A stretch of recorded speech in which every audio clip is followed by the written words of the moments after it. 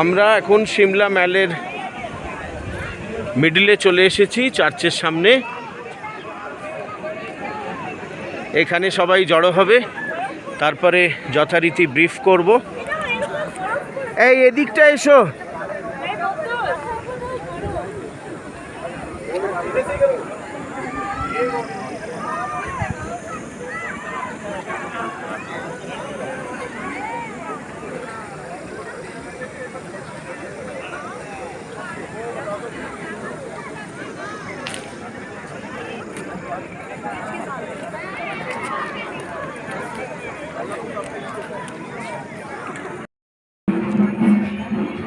আমরা কলকাতা বা আমাদের রাজ্য পশ্চিমবঙ্গ থেকে অনেক দূরে, কিন্তু সুদূর হিমাচল প্রদেশের রাজধানী সিমলায় এসেও আমরা কালীবাড়িতে এই দুর্গোৎসবের স্বাদ পেলাম।